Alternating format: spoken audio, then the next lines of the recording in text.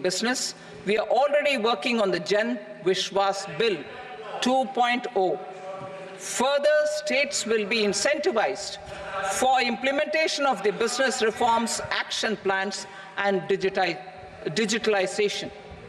Data and statistics for improving data governance, collection, processing statistics, different sectoral databases, including those established under the Digital India Mission, will be utilized with active use of technology tools. New pension scheme. The committee to review the NPS has made considerable progress in its work. I am happy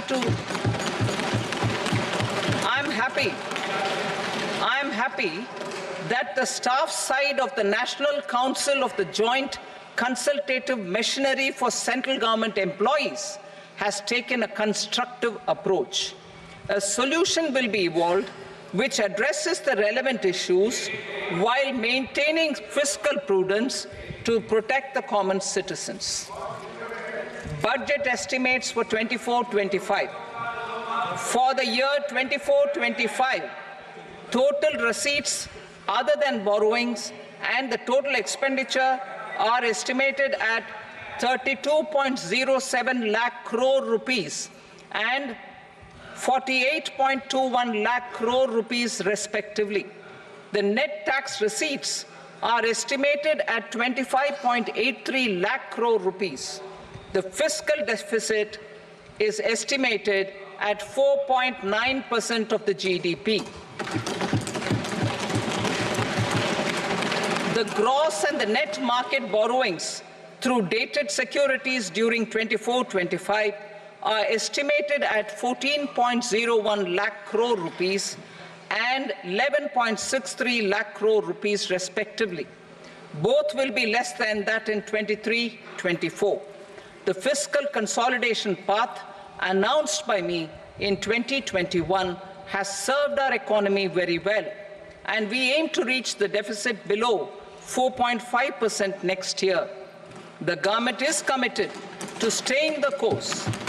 From 2026-27 onwards, our endeavor will be to keep the fiscal deficit each year such that the central government's debt will be on a declining path as percentage of GDP. I will now move to Part B.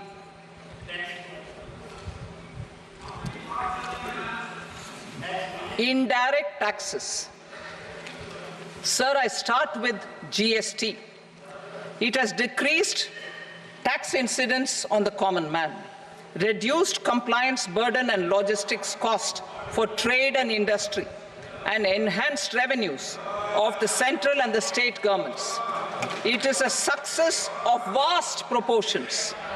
To multiply the benefits of GST, we will strive to further simplify and rationalize the tax structure and endeavor to expand it to the remaining sectors. My proposals for customs duties intend to support domestic manufacturing, deepen local value addition, promote export competitiveness, and simplify taxation while keeping the interest of the general public and consumers surmount. In Budget 22-23, we reduced the number of customs duty rates. I propose to undertake a comprehensive review of the rate structure over the next 6 months to rationalize and simplify it for ease of trade, removal of duty inversion, and reduction of disputes. I shall now take up sector-specific customs duty proposals. Medicine and medical equipments.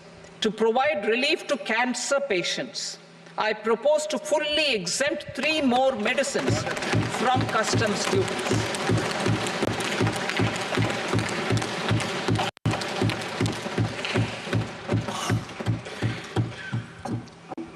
I also propose changes in the BCD on X-ray tubes and flat panel detectors for use in medical X-ray machines under the phased manufacturing program so as to synchronize them with the domestic capacity addition. Mobile phone and related parts. With a threefold increase in domestic production and almost 100-fold jump in exports of mobile phones over the last 6 years, the Indian mobile industry has matured. In the interest of consumers, I now propose to reduce the BCD on mobile phone, mobile PCBA, and mobile charger to 15%. Minerals such as lithium, copper, cobalt, and rare earth elements are critical for sectors like nuclear energy, renewable energy, space, defense, telecommunications, and high-tech electronics. I propose to fully exempt customs duties on 25 critical minerals and reduce BCD on 2 of them. This will provide a major fillip to the processing and refining of such minerals and help secure their availability for these strategic and important sectors. Solar energy. Energy transition is critical in the fight against climate change.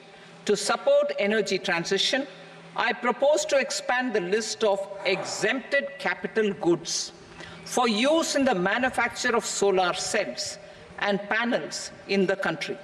Further, in view of sufficient domestic manufacturing capacity of solar gas, glass, and tinned copper interconnect, I propose not to extend the exemption of custom duties provided to them.